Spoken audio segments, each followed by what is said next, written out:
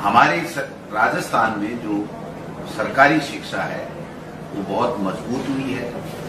शिक्षकों की भर्ती हम लोग कर रहे हैं। आपने देखा होगा कि जब बीजेपी गई थी तब 28,000 के लगभग टीचर्स को कहने को तो नियुक्ति देती थी, लेकिन मैपिंग हुई थी, वो कोर्ट में उलझा हुआ था और वो लोग बाग स्कूलों में नहीं जा पा रहे थे, उनको बाहर निकाला।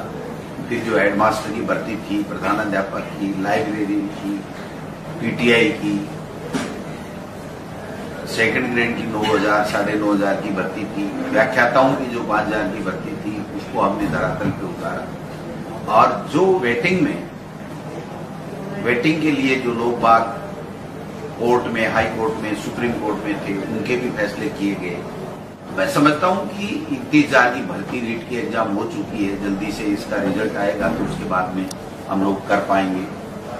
29,000 की भर्ती हम लोग जल्दी निकालने वाले हैं, जिसमें 10,000 तो हमारे जो कंप्यूटर अनुदेशक पहली बार उनकी भर्ती होगी। सिलेक्शन बोर्ड जो कर्मचारी चयन जो हमारा कमीशन ये जो है बोर्ड है वो बोर्ड करेगा। हम लोग 6,000 के लगभग फर्स्ट ग्रेड की दोबारा भर्ती करने की बात कर रहे हैं। 10,000 सेकंड ग्रेड की भर्ती की बात कर रहे हैं। जल्दी से जल्दी हम लोग उस दिशा में आगे बढ़ रहे हैं। तो जो टीचर्स की कमी है उसको हम लोग पूरा कर रहे हैं। डीपीसी पिछले साल तक की तो हमने तकरीबन कर दी है। बाकी जितना भी शिक्षा विभाग में जो नवाचार हुआ है वो ऐतिहासिक है। सिलेक्शन बोर्ड को नोडल एजेंसी बनाया है, सिलेबस जारी कर दिया गया है। अब वो अपने शेड्यूल के हिसाब से कब एग्जाम करा सकता है वो आगे की प्रक्रिया वो करेंगे। तो जल्दी मैं समझता हूं कि इसकी विज्ञप्ति जारी होगी। लेकिन चूंकि वो कर्मचारी चयन आयोग को देखना है कि कब उसकी एग्जाम, अपनी जो बाकी एग्जाम्स हैं उनके हिसाब से कब का शेड्यूल करे। विभाग की ओर से सिलेबस वगैरह? बिल्कुल, विभाग की ओर से कोई औपचारिकताएं कोई ज्यादा शेष नहीं है, छोटी मोटी है तो वो हम लोग पूरी कर देंगे, लेकिन हमारी तरफ से कोई डिले होने वाला काम नहीं। सीट का रिजल्ट कब तक आएगा? तो माध्यमिक शिक्षा बोर्ड जो नोडल एजेंसी है वो ज्यादा जानता है। अगर कोई कोर्ट वोट में कोई नहीं रहा तो मैं समझता हूं कि महीने 1.5 महीने का समय ज्यादा से ज्यादा उन्होंने कहा था कि हम लेंगे। तो अगर कोर्ट का अभी क्या है मुझे पता नहीं, स्टेटस कोई स्टे तो नहीं होगा। सुनवाई नहीं हुई है, कल होनी नहीं, स्टे थोड़ी है, स्टे नहीं है। कोई बात नहीं, दो चीजें हैं। एक तो वो खारिज कर दिया कि जो ये बीजेपी वाले हल्ला कर रहे थे ना, ये कर दिया यार, वो बेकार हो गया, ये हो गया, उसको तो कर दिया। वो बीएड L1 हो रहे के परिणाम पे L1 हो रहे सिर्फ L1 वो मैं समझता हूँ कि उसको हम एग्जामिन कर लेंगे और एजी से राय ले लेंगे कि अगर स्टे नहीं है तो वो क्या कहते हैं कि आप जारी कर सकते हो तो हम जारी कर देंगे। वो तो कोर्ट के अधीन ही होगा सारी चीजें। अगर कोर्ट उस दिन कहेगा कि इनको लेना है तो लेना है, कोर्ट कहेगा नहीं लेना है तो नहीं लेना। तो मैं समझता हूँ इसको हम एग्जामिन कर लेंगे, लेकिन हमारी तरफ से कोई डिले नहीं होना। रिक्त पदों पे किसी भी विभाग में रिक्त पदों पे चाहे शिक्षा युक्त मान लो, उन पर कार्मिक और वित्त विभाग की अनुमति की आवश्यकता नहीं है। 23 सितंबर 2011 को भी एक ऐसा आदेश कार्मिक विभाग ने निकाला था, लेकिन आज तक उस पर अमल नहीं। देखिए, जो वित्त विभाग मुख्यमंत्री जी नहीं, वो वित्त विभाग के द्वारा एक परिपत्र जारी हुआ है कि अगर किसी विभाग में कोई पद खाली है, स्वीकृत पद खाली है, तो उसके अगेंस्ट में आप इस तरीके से सुविधा जो भी लोगों को ले सकते हो। तो वो तो जो विभाग जिससे लागू होता है वो विभाग अगर उचित समझता है तो वो कर लेता है, उसमें तो कोई बड़ी बात नहीं है। ये तो अपने अपने सब विभागों के लिए वो ये किसी एक पर्टिकुलर विभाग के नहीं है कि जब जहां ज्यादा पद रिक्त होते हैं तो वहां सरकार ये तय करती है कि भाई ये इस तरीके से आप लोग मानदेय के ऊपर या किसी तरीके से ये ले सकते हो। वो परिपत्र जारी हुआ है, हमारे संज्ञान में है। मेरा ये सवाल है कि पूरी प्रक्रिया होने के बावजूद भी, कार्मिक विभाग द्वारा आदेश निकालने के बावजूद भी अभी तक इसको अमल में ही नहीं लाया गया। वापिस से आदेश निकाल, उस समय भी कांग्रेस सरकार थी 2011 में।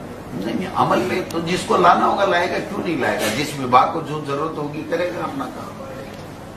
कार्मिक विभाग का है, इसमें शिक्षा विभाग को स्पेसिफिक सारे विभाग नहीं, मेरे संज्ञान में मेरे भाई, दलित भाई मेरे संज्ञान में है, मेरे संज्ञान में है। अधिकारी ने नहीं बताया? नहीं, क्यों नहीं बताया? मैं तो पढ़ता ही मैं खुद ही हूँ, अधिकारी के बाद में जाता है। यही तो मेरी क्वालिटी है। मेरे संज्ञान में, मैं कह रहा हूँ मेरे संज्ञान में, मैं कब मना कर रहा हूँ बड़ा जी, मैं कह रहा हूँ मेरे संज्ञान में है। लेकिन वो सब विभागों के लिए जिस विभाग को उसके मुताबिक कार्यवाही करनी है वो अपनी विभाग कार्यवाही करेगा। समाप्त होने को आया, बोर्ड एग्जाम के फॉर्म कब से शुरू होंगे और क्या समय पर पाएगी इस पहले बोर्ड परीक्षा? क्यों नहीं होगी? अभी तो पूरी उम्मीद रखनी चाहिए आपको। आज की तारीख में ये कहना कि साहब बोर्ड की परीक्षाएं नहीं होंगी, टाइम टेबल सब कुछ हमने जारी कर दिया है, कैलेंडर हमने पूरा जारी कर दिया है और माध्यमिक शिक्षा बोर्ड का कैलेंडर भी जल्दी जारी हो जाएगा। एग्जाम संभावनाएं क्या है, ठीक समय पे ही चालू हुई है, स्कूलें भी कोई ज्यादा लेट नहीं हुई है। मैं समझता हूँ कि समय के ऊपर ही होगा, थोड़ा बहुत आगे पीछे चलता रहता है। तो अभी हम 29,000 निकाल रहे हैं, उसमें शायद 1,000 पदों का हमने किया है। लेकिन जो हमने देखा है आज की तारीख में जो हमारा स्टाफिंग पैटर्न है उसके मुताबिक पद बन नहीं रहे। फिर भी हमने चेष्टा की है कि इसको स्टाफिंग पैटर्न को दोबारा हम रिव्यू करेंगे, तो रिव्यू करके थोड़े बहुत पद उसमें बढ़े जिससे उन लोगों को भी, उन शिक्षकों को भी राहत मिले।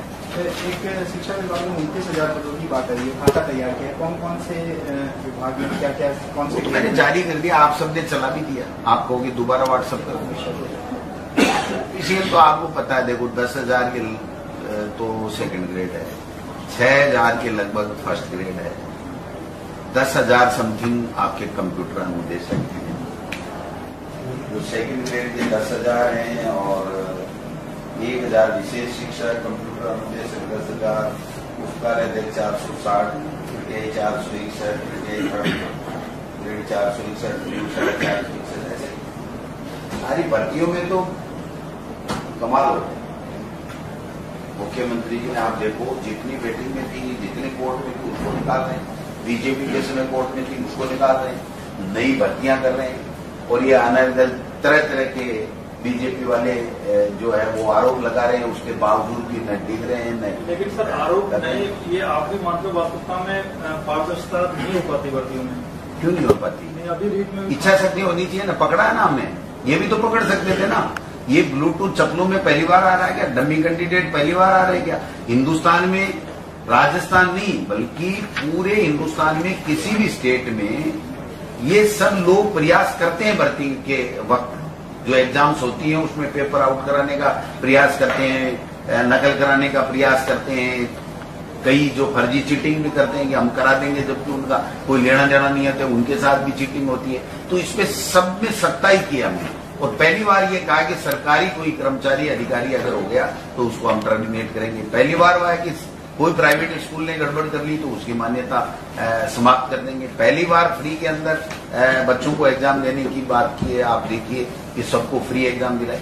25 लाख बच्चों का जो इंतजाम करना, आने का, ले जाना का, ट्रांसपोर्टेशन का फ्री में करना, फिर लोगों से, एनजीओ से और से अपील की गई, तो सारे लोग जुटे और बाहर के जो स्टेट से आए उनको भी इतना अच्छा वातावरण मिला। मैं समझता हूँ वो पकड़ा, जिनको जिन ने गड़बड़ की उसको पकड़ा और भी अभी भी जांच चल रही है। एसएसजी की जांच रुक थोड़ी की। आप पटवारी में भी हुआ तो पटवारी में भी जिसने कुप्रयास करने की चेष्टा की, नकल की, उसको लोगों को पकड़ा। आज आरएस का भी है। ये बीजेपी भी तो कर तो सकती थी ना। बीजेपी तो सो रही थी जब लोग लूट रहे थे बेचारे। तो हमारी सरकार सोई भी नहीं है। हम तो विजिलेंट है पूरी तरीके से कि किसी भी बच्चे के साथ में कोई अन्याय नहीं है। लोकप्रिय सरकार उसी को कहते हैं जो लोग क्या चाहते हैं उसके हिसाब से अपना कार्य योजना तैयार करें। तो जब लोगों का ये रुझान आया कि इंग्लिश मीडियम के लिए, तो हमने 5,000 की आबादी वाले 1200 स्कूलों की मुख्यमंत्री जी ने घोषणा कर दी। जब ये आया कि साहब प्री प्राइमरी खोलो, वरना तो हम तो प्राइवेट में जाना पड़ता है, नींव मजबूत बच्चे की होगी तो वो आगे जाकर के 12th तक अच्छी जो है स्कूल शिक्षा कर पाएगा। तो हमने उसके हिसाब से निर्णय ले लिया। और कोई सुझाव आप जैसे लोगों के और इसमें बेहतर आएंगे। जब ये लगा कि साहब इसमें केडर में कहीं टीचर ऐसे आ गए जो नहीं इंग्लिश मीडियम पढ़ा पाएंगे, तो हमने उसको अलग से केडर की घोषणा करी। उस दिशा में हम लोग काम करने लगे। इंफ्रास्ट्रक्चर के लिए पैसे दे रहे हैं। अभी मेरी बात हो रही थी अधिकारियों के से कि इसमें इंग्लिश मीडियम स्कूलों में जहां भी कंप्यूटर की, स्मार्ट क्लासेज की या किसी भी चीज की, खेल की सामग्री की आवश्यकता हो, फर्नीचर की आवश्यकता हो, तो आप दीजिए, इसमें पैसा दीजिए, पैसे की कोई दिक्कत नहीं है, उसको हम देंगे। तो हम अच्छा करेंगे तभी लोग आएंगे। अच्छा नहीं करेंगे तो कैसे? इंग्लिश मीडियम में अभिभावकों को रुझान ज्यादा है, लेकिन सीटों की कम है। देखिए वो तो जो व्यवस्था होती है, अभी ये जो हॉल है इसमें अगर 50 लोग आ सकते हैं तो 50 ही आएंगे, इसमें 500 नहीं ला सकते। तो जो इंफ्रास्ट्रक्चर होगा, मैं समझता हूं उसी में हम जितना हम बच्चों को कोविड की गाइडलाइन की पालना कराते हुए बैठा सकते हैं उतनों को बैठा पाएंगे।